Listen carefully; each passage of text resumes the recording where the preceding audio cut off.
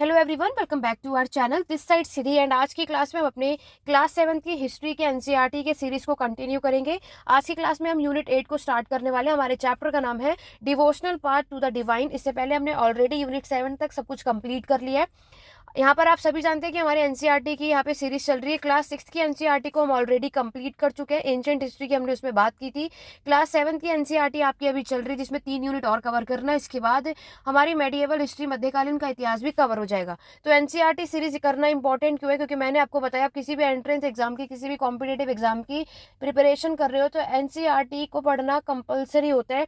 NCERT पढ़ने का main उद्देश्य होता है कि इससे आपको बेसिक क्लियर होता है। तो जिस भी स्टूडेंट का हिस्ट्री का बेसिक कॉन्सेप्ट क्लियर नहीं है तो वो क्लियर होगा इस एनसीईआरटी को पढ़ के। इसीलिए मेरे चैनल पर अब आपको एनसीईआरटी की सीरीज देखने को मिल रही, ताकि आपको कहीं और जाने की जरूरत ना पड़े।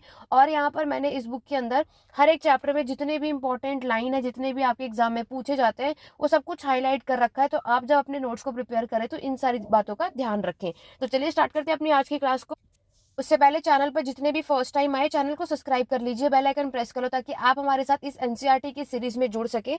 आज हम इसमें डिवोशनल पाथ के बारे में बात करेंगे। तो यहाँ पर क्या बताया गया है? इस टाइम पर बताया गया है कि लोग जो है, जब उस टाइम पर वर्शिप किया करते थे तो वो कौन कौन से रिचुअल्स परफॉर्म करते थे। आप देखोगे वो लोग भजन किया करते थे, कीर्तन किया करते थे, कवाली किया करते थे, है ना। उस टाइम पर अगर हम बात करते हैं, आज भी ये चीजें होती हैं। नेक्स्ट जो इंपॉर्टेंट है, the idea of a supreme God. तो यहाँ पर जब हमारे सबसे बड़े साम्राज्य बनने से पहले की बात है, यहाँ पर अलग अलग लोगों का ग्रुप जो है ये वर्शिप करते थे अपने खुद के देवी और देवताओं की। ठीक है। फिर यहाँ पर क्या हुआ, लोग इकट्ठे होने लगे, फिर धीरे धीरे आपके टाउन का यहाँ पर ग्रोथ होने लगा, ट्रेड व्यापार बढ़ने लगा, आपका साम्राज्य बढ़ने लगा, नए नए आइडियाज यहाँ पर क्या होगा, उसका विकास होने लगा। ठीक है। तो यहाँ पर आप देखोगे कि इससे आइडिया आता है, द साइकिल ऑफ बर्थ और rebirth, performing good deeds and bad came to be widely accepted. तो यहाँ पर बताया जाता है कि लोगों का जो जन्म होता है या पुनर्जन्म होता है, उनकी कर्मों के हिसाब से होता है। अच्छे कर्म करोगे तो उसके अकॉर्डिंग आपका होगा, बुरे करोगे तो उसके अकॉर्डिंग होगा। ये सारी चीजें आप यहाँ पर देखोगे। Similarly the idea that all human being are not equal even at the birth gain around during this period. तो यहाँ पर ऑब्वियस है, हर एक इंसान तो आपको पता है बराबर नहीं होता, है ना। तो यहाँ पर आप देखोगे कि अगर किसी भी इंसान ने नोबल की फैमिली में जन्म लिया है तो वो हायर कास्ट का होता है। क्योंकि आपको पता है हमारी सोसाइटी में वर्ण सिस्टम यहाँ पर आपको देखने को मिलेगा। तो अगर कोई ब्राह्मण और क्षत्रिय में पैदा होगा तो वो अपर क्लास का होगा, वैश्य शूद्र की कैटेगरी में होगा तो वो लोअर कास्ट का माना जाता है बहुत। तो उसके बाद आप देखोगे प्राचीन इतिहास के समय पर हमें बुद्ध की टीचिंग आपको देखने को मिलेगी। जैनिज्म भी ऑलरेडी हम पढ़ चुके हैं। तो अगर आप लोगों ने क्लास 6 की हिस्ट्री नहीं देखी होगी, वो चैप्टर्स को उसको जरूर कवर अप करना। तो वहां पर आप देखोगे गौतम बुद्ध ने और महावीर ने अपनी जो जो टीचिंग दी थी, किस तरीके से दी थी। ठीक है। उसमें भी इन लोगों ने आपके पुनर्जन्म की जो साइकिल है वो किस पे बेस्ड बताई थी, आपके कर्म पे। ठीक है। जैसा भी कर्म करेंगे उसी के अकॉर्डिंगली आपको यहाँ पर चीजें देखने को मिलती हैं। नेक्स्ट है the idea of a supreme God who could deliver human from such a bondage if approach with the devotion. Like देखो यहाँ पर क्या है कि अगर हमें भगवान तक पहुंचना है, उनसे अपना कनेक्शन बनाना है, तो वो भक्ति होती है ना। तो यहाँ पर आपने सबसे पहला देखा भगवत गीता उस टाइम पर सबसे ज्यादा पॉपुलर हुई थी, हमारे कॉमन एरा के टाइम पर, सीई या फिर आप ईसवी जिसे कहते हो। नेक्स्ट अगर हम बात करेंगे तो यहाँ पर आप देख सकते हो सबसे पहले जो सुप्रीम गॉड थे वो थे आपके शिव, विष्णु और दुर्गा। एग्जाम में पूछा जाता है ये क्वेश्चन, याद रखना। आपको ये पता है कि एग्जाम में या किसी कोई भी एग्जाम हो, सब में स्टेटमेंट वाइज भी क्वेश्चन आपको मिलेगा। तो स्टेटमेंट वाइज क्वेश्चन के लिए आपको ये चीजें पता होनी चाहिए। ठीक है। तो उस टाइम पर जो सुप्रीम डाइटीज थे, देवी देवता थे, वो शिव, विष्णु और दुर्गा भी यहाँ पर है, जिनकी वर्षिप पूजा की जाती थी। ठीक है। तो देखो शिव और विष्णु तो मैक्सिमम सबको पता होता है, लेकिन दुर्गा माता भी आपको याद रखना है, जो देवी में इंक्लूड मानी जाती हैं। उसके बाद यहाँ पर क्या है, ये एक इंडियन मैन्युस्क्रिप्ट है भगवत गीता, ये जो आप इमेज देख रहे हो इसकी बात यहाँ पर बताई जा रही है। भगवत गीता की बात देखो, हमारा तो सबसे इंपॉर्टेंट है वो पुराण भी है, इसको भी इंट्रोड्यूस किया था उस टाइम पर। ठीक है। यहाँ पर कास्ट स्टेटस में अभी आपको बता ही चुकी हूँ। फिर यहाँ पर हमारी सोसाइटी में भक्ति का जो आइडिया है बहुत ही ज्यादा पॉपुलर हुआ, that even Buddhist and Jainism adopted this belief. तो भक्ति का जो आइडिया है ये आपके बौद्ध धर्म में भी और आपके जैन धर्म में भी माना गया इसको। ठीक है। उस टाइम पर भी ये पॉपुलर आपको देखने को मिलता है। देखो ये वाला जो पैराग्राफ है वेरी इंपॉर्टेंट, इसको बिल्कुल भी स्किप मत करना। तो यहाँ पर आपकी जो भक्ति है साउथ इंडिया, दक्षिण भारत में नयनार और अलवर के नाम से मैक्सिमम एग्जाम में ये पूछा जाता है। सबसे पहले तो ये याद रखना, जो नयनार है ये किसके डिवोटी है, किसके भक्त है, आपके शिव की। और जो अलवर है वो किसके डिवोटी है, किसके भक्त है, आपके विष्णु की। तो पहली चीज तो आपको यही पता होना चाहिए, क्योंकि मैक्सिमम स्टूडेंट इसी में कंफ्यूज हो जाते हैं ठीक है। तो अलवर में देखो वी आता है तो विष्णु भगवान, आप इस तरीके से याद रख सकते हैं। बाकी शिव तो उसके बाद ऑब्वियस है आपको याद हो ही जाएंगे। तो अलवर और नैयरंश यानी शिव और आपके विष्णु की बात की जा रही है। तो यहाँ पर उसके बाद सारे कास्ट इसमें आपको मिलेंगे। इवनली जो हमारी 5th कैटेगरी है अनटचेबल, जिसमें आपके पुलायर है और आपके परानर है, ये दोनों कैटेगरी क्या है, अनटचेबल है, जो अछूत वाले लोग होते हैं ना, उनकी बात की गई है। उसके बाद तो बुद्धिस्ट और जैनिस्ट प्रीच्ड, आपके ये ऑब्वियस है, यहाँ के जो जो आपके बौद्ध धर्म या जैन धर्म की भी बात की जा रही है, उसमें भी आपके शिव और विष्णु के बारे में बात करते हैं, ठीक है। और इनके भी यहाँ पे भी मोक्ष की बात की जाती है, यहाँ पर भी मोक्ष के रास्ते पर कैसे जाते हैं, क्या करना होता है, ये सारी चीजें यहाँ पर आप देखोगे। साउथ इंडिया की बात कर रहे हो तो ऑब्वियस है कि दक्षिण भारत में हम कुछ भी पढ़ते हैं तो इसमें आपके संगम साहित्य के बारे में बताया जाता है। तो ये हमारे तमिल साहित्य का यहाँ पर आप देखोगे, इसको कंपोज किया गया था। आज अगर हमें साउथ इंडिया के बारे में जानना है तो वो आपको संगम लिटरेचर यानी संगम साहित्य में ही देखने को मिलता है, ठीक है। उसके बाद आपके जो नेयरांस और अलवर है went from place to place composing, और यहाँ पर आप देखोगे इसको कंपोज किया गया था, है ना, सबको बताने के लिए हर एक चीज आप देखोगे। पोएम में भी आप यहाँ देखोगे poem in phrase of the righties. उसके बाद हर जगह लोग जो है एक जगह से दूसरी जगह यहाँ पर विजिट करते हैं, ठीक है। और म्यूजिक के थ्रू, पोएम के थ्रू हम जैसे भी अपनी बातों को कह सके। ये बॉक्स वेरी इंपॉर्टेंट है, कोई भी इसको स्किप नहीं करेगा। उससे पहले साइड में आपको हेजियोग्राफी याद रखना है, राइटिंग ऑफ संत लीफ। हेजियोग्राफी में क्या है, writing of Sant leaf, exam में कई बार आता है, ये टर्म आपको दे दिया जाएगा और पूछा जाएगा कि इसका मतलब क्या होता है, तो नोट डाउन कर लेना। एनसीईआरटी में जितने भी बॉक्सेस होते हैं और साइड में जो आपको चीजें दी जाती हैं, वेरी वेरी इंपॉर्टेंट, इसको कभी भी किसी को भी स्किप नहीं करना चाहिए, ठीक है।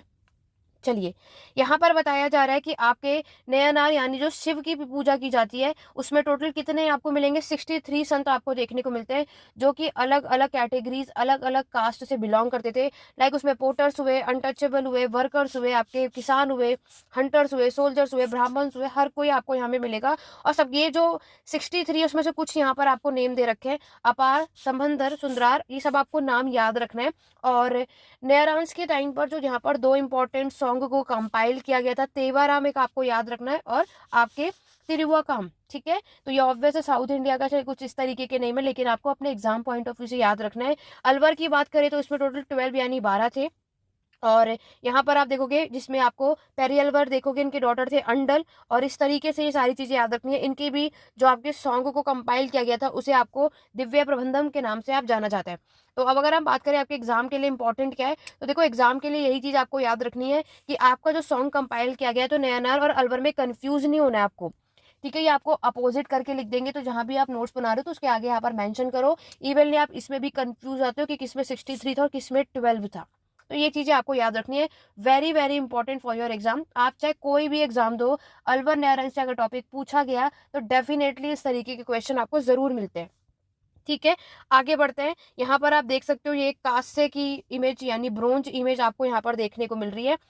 यहाँ पर बात की जा रही है कि आपके 10th और 12th सेंचुरी के बारे में, चोल और जब पांड्या के जो राजा थे, इन्होंने बहुत अच्छे अच्छे टेम्पल यानी मंदिर बनवाए थे, ठीक है। और वहां पर विजिट किसने किया था, बहुत सारे संत पोएट ने, आप देखोगे भक्ति ट्रेडिशन आप देखोगे, टेम्पल में जो वर्शिप की जाती थी वो सब आपको देखोगे। उस टाइम पर बहुत सारी जो आपकी पोयम है वो कंपाइल की गई। हेजियोग्राफी मैंने अभी आपको मतलब बताया, और रिलीजियस बायोग्राफी भी देखोगे अलवर नैरंस की। ये सारी चीजें उस टाइम पर कब, 10th से 12th सेंचुरी के टाइम पर कंपोज की गई थी। एग्जाम में यहाँ पे 9th से 10th भी लिख सकते हैं, ठीक है। तो ये टाइम पीरियड भी आपको याद होनी चाहिए। आगे बढ़ेंगे, इस वाले बॉक्स में देखो इंपॉर्टेंट क्या है, तो ये आपसे पूछा जाएगा the devotee and the Lord.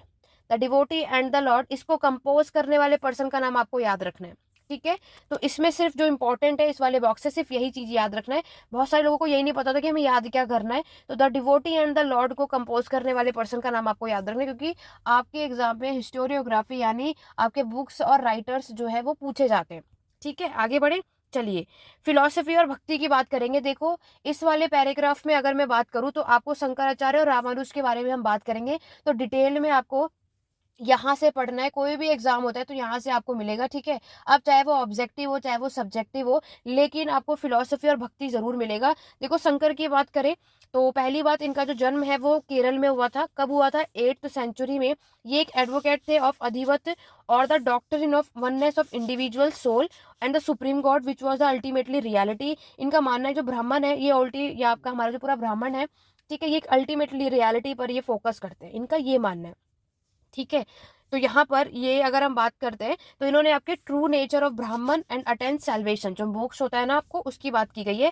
Ramanuj के बारे में याद रखना, इस पैराग्राफ में बताया गया इनका जन्म तमिलनाडु में हुआ है, 11th सेंचुरी में हुआ है। ये आपके बहुत ज़्यादा प्रभावित थे अलवर से, यानी विष्णु भगवान जी से, ठीक है। According to him best mean of attending salvation was through intense devotion of to. तो यहाँ पर क्या है, मोक्ष तो देखो ये सारी चीज़ें करने के लिए आपको पता है मेडिटेशन की रिक्वायरमेंट होती है, ठीक है। तो यहाँ पर मेडिटेशन सबसे इंपॉर्टेंट चीज़ होती है, जिससे हम सारी चीज़ें, बहुत सारी चीज़ें हमें समझ में आती है, रियलिटी हमें समझ में आती है। ये सारी चीजें आप देखोगे। He propounded the doctrine of Vishishtadvaita और qualified oneness is that the soul even man united with the supreme God. देखो ये आपके लिए इंपॉर्टेंट है, ये वाला एग्जाम में क्वेश्चन आ जाएगा। और यहाँ पे रामानुज की जगह आपका नाम बदल देंगे, तो यहाँ पर नाम बदल के शंकर कर देंगे। तो आपको यही कंफ्यूज नहीं होना कि किसने कौन सी बात आपकी यहाँ पर कही थी, ठीक है। आगे बढ़ते हैं। नेक्स्ट, ये भी बहुत अच्छा कई बार आया है आपके वैष्णवास वीराशिवा। तो आपको याद रखना है, इसमें पहली बात तो ये लिखा किसने, इसमें बताया क्या गया है, इसमें कनेक्शन बताया गया है आपके तमिल भक्ति मूवमेंट और आपके टेम्पल वर्शिप के बारे में, ठीक है। तो यहाँ पर आप देखोगे वीराशिवा मूवमेंट हम देखते हैं, ये किसमें लिखा गया, आपके जो भाषावान है इन्होंने बुक लिखी है, इसमें बताया गया है। इसमें इसके जो कैंपेन थे, लाइक ये दोनों याद रखना, अलामा प्रभु और आपके अक्का महादेवी। ये जो मूवमेंट है, ये जो आपका आंदोलन है, ये कब शुरू हुआ, कहाँ शुरू हुआ था, कर्नाटक में। कब हुआ था, मिड 12th सेंचुरी में। वेरी इंपॉर्टेंट, ठीक है। तो ये चीज आपको याद रखना है। साथ ही साथ Veerashaiva argued strongly for the equality of human being. तो यहाँ पर इन्होंने किस बात को लेकर आर्ग्यू किया था, जो इंसानों में, ह्यूमन बीइंग में इक्वालिटी, समानता के बारे में बात की गई थी, ठीक है।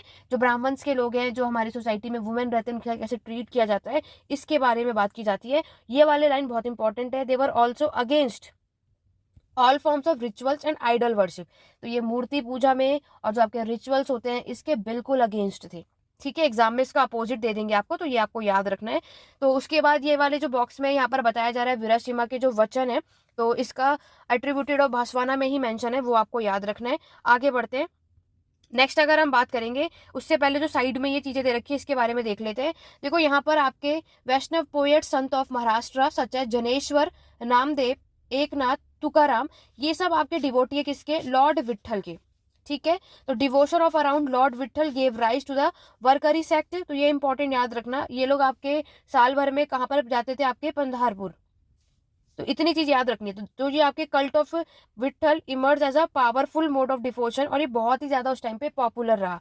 तो जितनी चीजें मैंने यहाँ पर हाईलाइट कर रखी है, एग्जाम पॉइंट ऑफ व्यू से याद रखना। उसके बाद महाराष्ट्र के संत के बारे में बताया जा रहा है। देखो 13 से 17 सेंचुरी के बारे में बात की जा रही है। हमारे महाराष्ट्र में अच्छे खासे आपको संत पोएट देखने को मिलेंगे, ठीक है। यहाँ पर जो सॉन्ग होता था वो महाराष्ट्र है, तो ऑब्वियस है मराठी भाषा में आप देखोगे।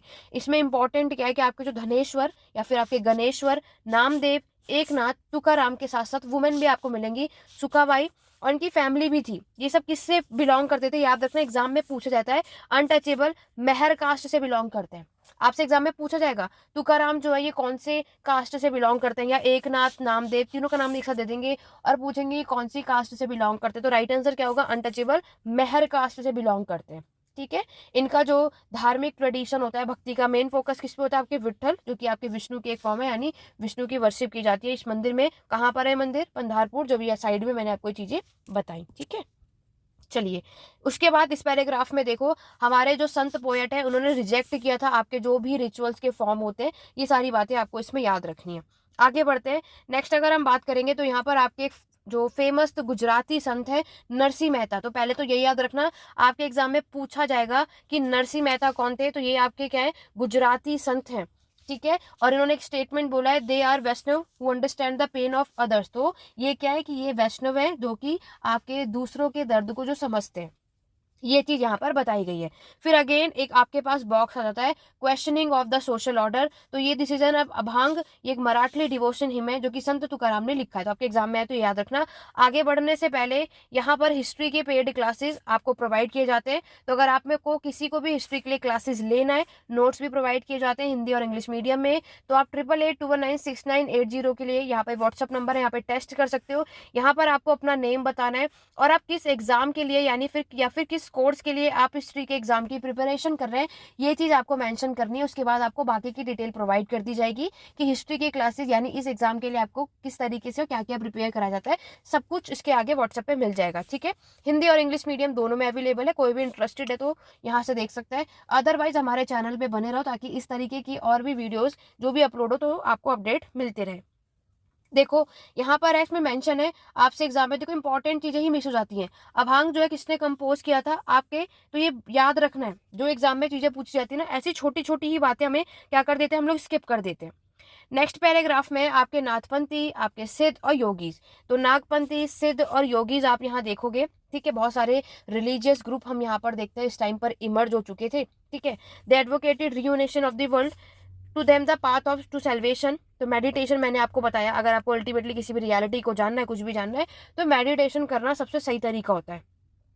ठीक है, उसके बाद योगा करना और आपकी ब्रीदिंग एक्सरसाइज, मेडिटेशन, ये सारी चीज़ें सबसे सही होती है। और ये जो ग्रुप है सबसे ज़्यादा पॉपुलर होता है आपके लो कास्ट में। ठीक है, ये सब कुछ आपको इससे रिलेटेड याद रखना है। तो नेक्स्ट है आपका इस्लाम और सूफी। तो अभी आपने यहाँ तक समझना, अपने विष्णु और शिव के बारे में और भक्ति के बारे में हमने समझ लिया। अब हम बात करेंगे इस्लाम और सूफी के बारे में। देखो, संत had much in common with the Sufi. और सूफी जो है ये आप मुस्लिम में देखोगे, ये रिजेक्ट करते हैं आपके आउटवर्ड रियलिटी। और ये आपको पता है ना, मुस्लिम्स में क्या होता है, ये लोग मोनोथिज्म है। ठीक है, मतलब ये लोग आपके एक ही गॉड में बिलीव करते हैं। जैसे हम हिंदुओं में क्या होता है कि हम बहुत सारे गॉड में बिलीव करते हैं, लेकिन इस्लाम हो, क्रिश्चियनिटी हो, अदर कोई रिलीजन हो, हर जगह हम क्या देखते हैं, वो सब एक ही गॉड में बिलीव करते हैं, है ना। ये 8th से 9th सेंचुरी की बात है। बहुत सारे रिलीजियस यानी धार्मिक जो विद्वान है, स्कॉलर हैं, ये डेवलप होते हैं। तो हॉली जो लॉ है, जिसे हम शरीयत कहते हैं, एग्जाम में आता है ये टर्म शरीयत जो है, ये आपसे पूछा जाएगा। तो ये आपका क्या है, एक लॉ है। क्या है, कानून, थियोलॉजी है आपके इस्लाम की। कई बार आता है, तो जो आता है वो मैंने आपको बताया कि मैंने इंपॉर्टेंट हाईलाइट कर रखा है, ये सब नोट कर लेना। Sufism often rejected the elaborate rituals and codes of behaviour demanded by Muslim religious scholar. तो क्या क्या वो चीज़ रिजेक्ट करते हैं, क्या नहीं, ये सब आपको इसमें याद रखना है। उसके बाद आप ग्रेट सूफी यहाँ पर आप देखोगे, सेंट्रल एशिया में गजाली, रूमी और सदी आप देखोगे। नाथपंथी से तो योगीज भी, ये भी सूफीज हैं जो कि बिलीव करते that the heart can be train to look at the world in different way. यहाँ पर इन्होंने जिक्र जो है, ये चैंटिंग है, एक फॉर्मूला है, तो याद रखना। कंटेम्पलेशन है आपका, समय सिंगिंग है, डांसिंग के लिए नाम दे रखा है, डिस्कशन और पैराबल्स है, ब्रेथ कंट्रोल है, ब्रीथ कंट्रोल की बात की जा रही है। और ये सब जो यहाँ पर गाइडेंस होता है किसके अंडर में रह करके, फिर यानी जो मास्टर होते हैं, जो टीचर होते हैं। तो आपके एग्जाम में ये पूछा जाता है, ये फिर क्या होते हैं, टीचर होते हैं। दस इमर्ज द सिलसिला स्पिरिचुअल जेनोलॉजी सूफी टीचर। और जो भी जो जैसे हमारे टीचर होते हैं, स्टूडेंट होते हैं ना, टीचर सिखाते हैं, ऐसे यहाँ पे भी same as it is teacher होते हैं। नेक्स्ट यहाँ पर आपको एक बॉक्स देखने को मिलेगा, इसके बारे में बात कर लेते हैं। तो यहाँ पर कश्मीर से रिलेटेड बताया जा रहा है। Kashmir the Rishi order of Sufi florist in 15th से 16th सेंचुरी। तो पहले तो आपको यही याद रखना है कि सूफी ऑर्डर जो है वो कश्मीर में 15th से 16th सेंचुरी के टाइम पर फ्लोरिश हुआ। इसको स्टैब्लिश करने वाले पर्सन का नाम है शेख नूरुद्दीन वाली, जिसको आप नुंद ऋषि भी कहते हो। तो एग्जाम में ये भी पूछा जाता है, नुंद ऋषि और किसको कहा जाता है, तो उसका राइट आंसर क्या होगा, शेख नूरुद्दीन वाली। ठीक है, ये किसकी बात की जा रही है, आपके कश्मीर की। तो इतने पॉइंट आपको यहाँ से याद रखना है। मैं पढ़ते पढ़ते आपको सारी चीज़ें एक्सप्लेन करने के साथ साथ ये भी बता रही हूँ एग्जाम में कहाँ से किस तरीके से क्वेश्चन पूछे जाते हैं या बनते हैं।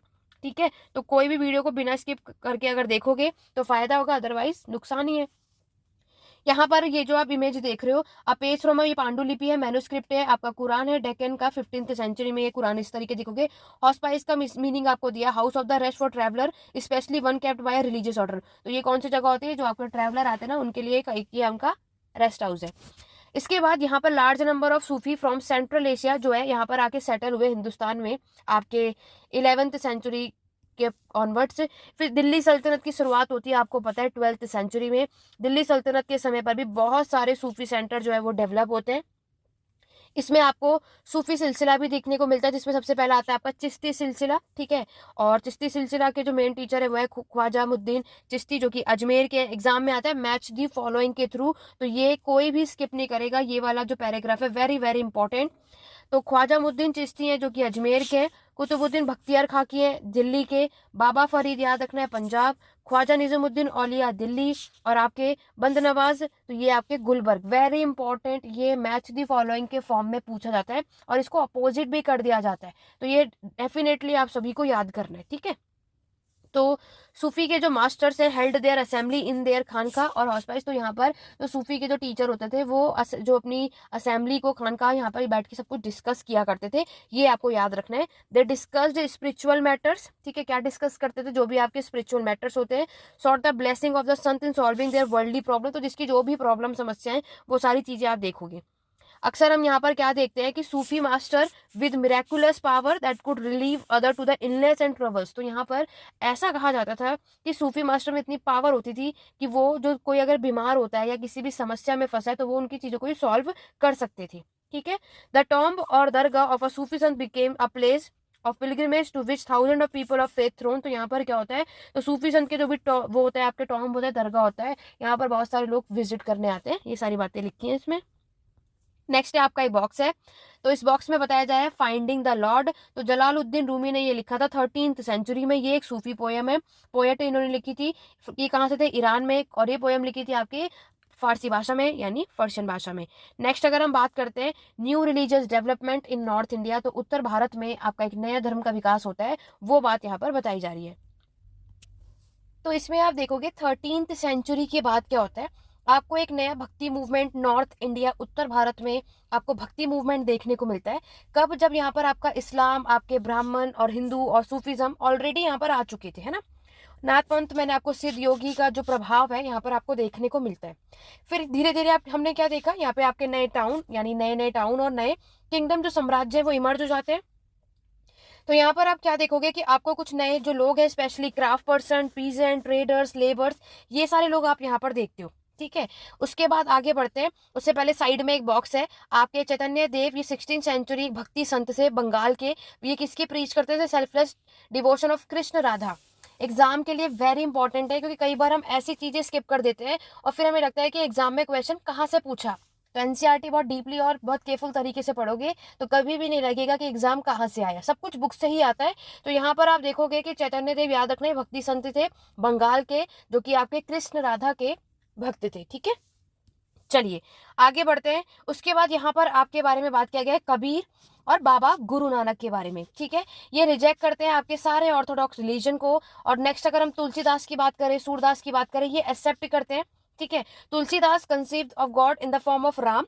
तुलसीदास ने आपके कंपोज किया रामचरितमानस, जो कि अवध भाषा में लिखी। कई बार डेफिनेटली है, मैनी टाइम्स यहाँ पर बहुत सारे एग्जाम में पूछा जाता है रामचरितमानस कौन सी भाषा में लिखी गई। देखो रामचरितमानस तुलसीदास जी ने लिखी है, ये बात सभी को पता है। उसमें राम के बारे में सब कुछ मेंशन है, ये भी सबको पता है। कौन सी भाषा में लिखी है, अवध भाषा में लिखी गई है। संस्कृत, पर्शियन, पाली, ये सब भी ऑप्शन में होते हैं, लेकिन मैक्सिमम क्या होता है, सब क्या करते हैं, संस्कृत में लिख देते हैं, क्योंकि सबको पता है मैक्सिमम जो बुक कंपोज की जाती है वो संस्कृत भाषा में हुई है। लेकिन राइट आंसर क्या होगा, अवध। ये लैंग्वेज आपकी यूज की गई थी ईस्टर्न उत्तर प्रदेश में, और ये इंपॉर्टेंट है आपके हर जगह, ठीक है। तो नेक्स्ट अगर हम बात करते हैं आपके सूरदास ने, तो सूरदास के बारे में आप यहाँ पर नेक्स्ट देखोगे तो ये आपके डिवोटी थे कृष्ण के, और इनकी कंपोजिशन जो कंपाइल की आपके सुसरगर, ये सब याद रखना, इन्होंने साहित्य लहरी और यहाँ पर अपने जो डिवोशन है वो सारी चीजें बताई। नेक्स्ट है आपके शंकर देव, जो कि असम के थे, ये 15th सेंचुरी की बात की बात है। ये भी आपके विष्णु भगवान के डिवोशन है, इन्होंने भी पोएम को कंपोज किया था, आपके असम भाषा में प्ले किया था, ये आपको याद रखना है। उस आगे बढ़ने से पहले साइड की चीजें देख लेते हैं। आपके शंकर देव के बारे में बताया, devotion came in to be known as Ekasarana Naam Dharma, ठीक है, supreme surrender to the one. Teaching आप देखोगे शंकर देव की, वो किस पे बेस्ड थी, आपके भगवत गीता पे और आपके भगवत पुराण पे। एग्जाम के आएगा तो सभी को सजेस्ट करूंगी, कोई भी इसको स्किप नहीं करेगा। शंकराचार्य जो है, जिन्हें आप एक शरण नाम धर्म के नेम से जानते हो, यानी सुप्रीम सरेंडर टू वन, तो ये किस पे बेस्ड थे, आपके भगवत गीता, भगवत पुराण पे। ये ऑल्सो इन्होंने किसको इनकरेज किया, किसको बढ़ावा दिया था, स्टैब्लिशमेंट ऑफ सत्र और मोनास्ट्रीज, ठीक है। यहाँ पर की सारी बातें याद रखना, और भी कीर्तन कोश, यहाँ पर आप ये चीजें याद रखना अपने एग्जाम के लिए। आगे बढ़ते हैं, नेक्स्ट हम बात करेंगे कुछ और भी संत देखोगे, दया आपके दादू दयाल, रविदास, मीराबाई। मीराबाई के बारे में आप में से कोई ऐसा नहीं होगा जो नहीं जानता होगा। मीराबाई ये आपकी राजपूत प्रिंसेस हैं, जिनकी शादी हुई थी एक रॉयल फैमिली में, वो भी मेवाड़ में। 16th सेंचुरी का समय था। Mirabai became a disciple of Ravidas. तो याद रखना, एग्जाम में कभी कभी अपोजिट कर देते हैं, यहाँ पर लिख देंगे कि रविदास मीराबाई के शिष्य है, नहीं, मीराबाई रविदास के शिष्य है, ये आपको याद रखना। ये भी कौन सी कास्ट की है, अनटचेबल, याद रखना। और मीराबाई के बारे में सभी को पता है कि वो कृष्ण की भक्त थी, ठीक है। एंड कंपोज, इन्होंने भी बहुत सारे भजन को कंपोज किया था। और यहाँ पर इनके जो पॉपुलर आप देखोगे कहाँ पर है, राजस्थान और आपके गुजरात में। और भी बहुत सारी चीज़ें जो लैंग्वेज, रीजनल लैंग्वेज में कंपोज किए गए थे, ये सारी चीज़ें आपको याद रखना है। नेक्स्ट में जो आपके भक्ति संत का कंट्रीब्यूशन आप देखते हो, सबसे पहले आपको जयदेव का नाम याद रखना है। बंगाल के हैं ये, इन्होंने गीत गोविंद को कंपोज किया था, संस्कृत भाषा में लिखा, कई बार एग्जाम में आता है, वेरी इंपॉर्टेंट है, बुक्स एंड ऑथर्स याद रखा करो। तो जयदेव की मैं बात करूँ तो ये बंगाल के थे, गीत गोविंद जयदेव जी ने लिखा है, कौन सी भाषा में, संस्कृत भाषा में लिखा है। और पर्टिकुलरली राग और ताल में अच्छा खासा सब कुछ इसमें देखोगे। इसमें आपके म्यूजिक जो, उसमें जो म्यूजिक यहाँ पर रखा गया, उसमें आपके भजन कीर्तन इन सब का यूज किया गया है। ठीक है, ये सब कुछ एग्जाम पॉइंट ऑफ व्यू से याद रखना। नेक्स्ट जो आपका एक सॉन्ग है बियॉन्ड द रान पैलेस, इसको कंपोज करने वाली थी मीराबाई, तो ये भी एग्जाम के लिए याद रखना, ये भी एग्जाम में आपके पूछा जाता है। मीराबाई के बाद नेक्स्ट जो फोकस किया गया है वो कबीर के बारे में किया गया है। कबीर जो है 15th से 16th सेंचुरी के टाइम पर आप देखोगे, ये आपके फैमिली थे, फैमिली ऑफ मुस्लिम जो है वीवर सेटल से थे। ठीक है, और बनारस, बनारसी जिसे आप कहते हो। उसके बाद vast collection of verses called sakhis और आपके पद, ये हम देखते हैं। और sung by wandering bhajan singer, तो ये जो घूम घूम कर गाना गाया करते हैं, वो सारी चीजें बताएंगे। बाद में और भी कलेक्शन आपको देखने को मिलता है, इसको प्रिजर्व किया गया था गुरु ग्रंथ साहिब ने, पंचवानी और बिजक ने। ठीक है, वेरी इंपॉर्टेंट है। नेक्स्ट अगर हम बात करेंगे, आपसे पूछा जाए in the search of the true Lord को कंपोज करने वाले पर्सन का नाम है कबीर। आगे बढ़ेंगे नेक्स्ट पेज की तरफ। कबीर की टीचिंग के बारे में बताया गया है, वो टोटली आपके बेस्ड है complete indeed vehement rejection of the major religious tradition. इनकी टीचिंग जो यहाँ पर आपके ब्राह्मिकल हिंदुज्म और इस्लाम दोनों के वर्शिप के बारे में यहाँ पर बात की गई है, दोनों के बारे में बात की गई है। इनकी जो पोयम की जो लैंग्वेज आप देखोगे, उसमें हिंदी आप देखोगे, क्योंकि आपको पता है ऑब्वियस है, जो ऑर्डिनरी पीपल है, जो आम आदमी, उसको हिंदी भाषा जो है बहुत आराम से वो लोग उसको समझ लेते हैं, इसीलिए इन्होंने इसमें रखा। कबीर जो है वो बिलीव करते हैं आपके फॉर्मलेस सुप्रीम कोर्ट में, ये भी आपके one only part two salvation was through भक्ति और डिवोशन। तो इनका भी मानना है कि मोक्ष जो है आपका सेल्वेशन, उसमें पहुंचना है तो उसके लिए भक्ति करना जरूरी है ना, भक्ति। तो Kabir Drew his follower from both Hindu और मुस्लिम। देखो सेम चीज है यहाँ पर, क्या है ओवरऑल इन लोगों का मानना है कि भगवान तक पहुंचना, अपनी बातें कहनी, तो आपको किसी और पर्सन की रिक्वायरमेंट नहीं है कि कोई दूसरे पर्सन के थ्रू हम गॉड तक पहुंचेंगे। आप खुद ही भक्ति करके घर में राम नाम भी जपेंगे तो भी हम भगवान तक पहुंच सकते हैं। उनके जाने का जो रास्ता है, मोक्ष सैल्वेशन है, वहां तक आप खुद पहुंच सकते हो। ये सारी बातें ये लोग कहते हैं। नेक्स्ट जो है Baba Guru Nanak, very important, exam में कई बार यहाँ से आपको एग्जाम में क्वेश्चन मिलता है और रिपीट भी हुआ है। देखो बाबा गुरु नानक का जो टाइम पीरियड है 1469 से 1539 का माना गया है। ठीक है, और ये इनका जन्म जो है आपके तालमंडी, आपके नानकाना साहिब पाकिस्तान में हुआ था। ये यहाँ पे ट्रेवल भी करते हैं आपके करतारपुर में, और रावी रिवर याद रखना। अब अगर हम इनसे रिलेटेड याद रखें तो यहाँ पर आप आगे बढ़ोगे तो इसमें आपको बताया गया है, irrespective of their former creed caste gender his follower ate together in the common kitchen langar. तो यहाँ पर क्या है, कोई किसी भी कास्ट का हो, किसी भी जेंडर का हो, कोई मतलब नहीं है, सब मिलजुल के एक ही जगह खाते थे, वो है लंगर, ये सभी को पता है ना। बाबा गुरु नानक जो है, जिन्हें हम धर्म शाल भी कहते हैं, नाउ नोन एंड गुरुद्वारा, तो आपको पता है गुरुद्वारा में लंगर लगता है। यहाँ पर कोई ये नहीं देखा जाएगा वो कौन सी कास्ट का है, कौन सी क्लास का है, कौन से जेंडर का है, कोई मैटर नहीं करता। ठीक है, हर कोई बराबर है। नेक्स्ट यहाँ पर बताया गया है, नेक्स्ट बोला गया है कि आपके गुरु नानक जी के मरने के बाद क्या होता है, 1539 के बाद उनके सक्सेसर आते हैं Lahna, but he came to be known as Guru Angad. तो ये एग्जाम में कई बार आता है, तो पहले तो ये क्रोनोलॉजिकल ऑर्डर में भी पूछा जाता है, तो गुरु अंगद नेक्स्ट आते हैं। He was a part of a गुरु बाबा गुरु नानक, गुरु अंगद ने कंपाइल किया था अपनी कंपोजिशन बाबा गुरु नानक का। ठीक है, ये आपको याद रखना है। इन्होंने एक नई स्क्रिप्ट लिखी थी जिसे गुरुमुखी कहते हैं। तो एग्जाम में पूछा जाता है गुरुमुखी जो है, इसको लिखने वाले पर्सन का नाम क्या है, तो राइट आंसर क्या होगा, गुरु अंगद ने गुरुमुखी को लिखा था। ठीक है, फिर 3 सक्सेसर और आते हैं गुरु अंगद के, also wrote under the name of Nanak and all the composition were compiled Guru Arjan इन 1604। इन लोगों ने जो बुक कंपाइल की थी कब की थी, 1604 में। ठीक है, नेक्स्ट है आपके शेख फरीद, संत कबीर, आपके भगत नामदेव, गुरु तेग बहादुर, ये आगे आपको देखने को मिलते हैं अदर फिगर्स में। 1706 में और भी चीजें कंपाइल की गई। गुरु तेग बहादुर जो उनके बेटे और सक्सेसर आप देखोगे, गुरु गोविंद सिंह, जिन्हें हम गुरु ग्रंथ साहिब के नाम से भी जानते हैं, ये सिख के हॉली स्क्रिप्चर में से एक है। ठीक है, ये सब तो बहुत बेसिक चीजें जो आप सभी को ऑलरेडी पता होगा। बाबा गुरु नानक फॉलोअर्स जो है वो धीरे धीरे 16th सेंचुरी में बढ़ते चले गए, ये सारी चीजें बताई जा रही हैं। ये किससे बिलोंग करते to a number of caste, but trader, agriculture, artist, craftsman, ये सभी आप यहाँ पर देखते हो, ठीक है। आगे बढ़ेंगे, फिर बताया जा रहा है by the 17th century town है जो आपका रामदेशपुर जो कि अमृतसर में है develop around the central gurdwara, जिसको हम हरमंदर साहिब गोल्डन टेम्पल के नाम से जानते हैं। आप में से कोई ऐसा नहीं होगा जिनको यहाँ पे नहीं पता। तो आपके एग्जाम में पूछा जाता है हरमंदर साहिब जो है वो किसे कहते हैं, गोल्डन टेम्पल को। कहाँ पर है, अमृतसर में, ठीक है। ये चीज आपको याद रखनी है। फिर मुगल के जो राजा थे Jahangir looked upon them as a potential threat, he order the excavation of Guru Arjun इन 1606 में। सिख मूवमेंट यहाँ पर आपका शुरुआत होगी, यानी सिखों का आंदोलन आपको मिलेगा 17th सेंचुरी में, ठीक है। कलसा बाय गुरु गोविंद सिंह इन 1699 में। जो आपकी सिख की कम्युनिटी है उसको कलसा पंथ कहते हैं, ये आपको देखने को मिलता है। ओवरऑल ये जो पैराग्राफ था ये सिख के ऊपर था, जो चीजें आपको याद रखनी है सिख मूवमेंट से लेकर के, वेरी इंपॉर्टेंट है। देखो नेक्स्ट अगर हम बात करते हैं बाबा गुरु नानक के बारे में, इनका बहुत अच्छा एक बड़ा इम्पैक्ट पड़ता है डेवलपमेंट में, इसकी जब शुरुआत होती है तो ये इंपॉर्टेंस है भाई, आपके वन गॉड की वर्शिप की जाती है। इसमें कोई भी कास्ट क्रीड जेंडर ये सब आप नहीं देखते हो, सब कोई बराबर है। टर्म है आपका नाम दान इंसान फॉर द एसेंस ऑफ इस टीचिंग, ठीक है। इनकी जो टीचिंग है रिमेंबर याद रखना, नाम जपन, आपके कीर्तकर्ण और आपके वंद चक्न, ये सब कुछ यहाँ पर इन्होंने बिलीव, यहाँ पर सब कुछ चीजें बताई गई है। बाबा गुरु नानक की जो आइडिया है वो इक्वालिटी में बिलीव करते हैं, जैसे बुद्धिज्म जैनिज्म में आप देखते हो ना, सेम एज इट इज है। यहाँ पर भी देखोगे आपके जो फॉलोअर्स है बाबा गुरु नानक के, जो उनके और फॉलोअर्स है लाइक आपके कबीर, रविदास, आपके दादू, इनके भी जो आइडियाज थे वो सिमिलर थे बाबा गुरु नानक की तरह। लास्ट है आपके ऑब्वियस है कि मेडिवल हिस्ट्री, और मेडिवल हिस्ट्री में यहाँ पर मार्टिन लूथर यानी वर्ल्ड हिस्ट्री के मेडिवल का एक टॉपिक दे रखा है, उसको डिस्कस करते हैं।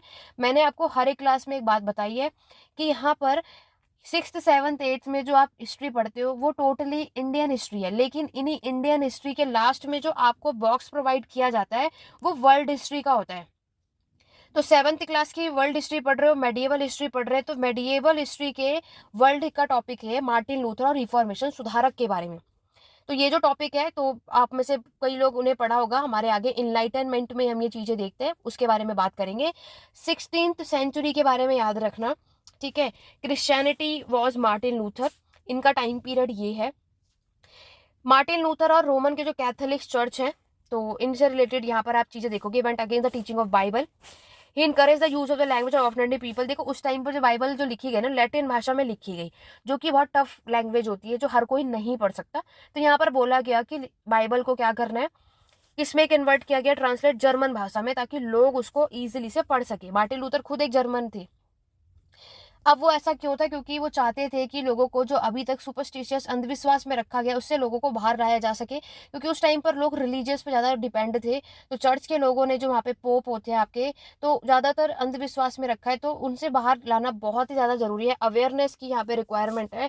ये बहुत सारे प्रोटेस्टेंट्स आपको यहाँ पर देखने को मिलते हैं। तो मार्टिन लूथर, जॉन कैल्विन भी थे, कुछ फिलोसोफर्स यहाँ पर हमें देखने को मिलते हैं, ठीक है। तो यहाँ पर आप जो इमेज में देख रहे हो ये एक जर्मन की बाइबल है, जो कि मार्टिन लूथर के द्वारा लिखा गया था या फिर ट्रांसलेट किया गया था। याद रखना बाइबल जो है एग्जाम में पूछा जाएगा तो लैटिन भाषा में लिखा गया और जर्मन भाषा में इसको ट्रांसलेट किया गया था मार्टिन लूथर के द्वारा, ठीक है। तो ये थी हमारी आज की हमारी क्लास 7 की एनसीईआरटी के सीरीज का यूनिट 8 जो कि कंप्लीट हो चुका है। आशा करती हूँ आज की क्लास आपको पसंद आई होगी। इन सबको जरूर सॉल्व किया करो। नेक्स्ट क्लास में क्लास 9th करेंगे, सिर्फ 2 चैप्टर और बचे हैं मेडिएवल हिस्ट्री में। देखो ये एनसीईआरटी बिल्कुल किसी को भी स्किप नहीं करना चाहिए।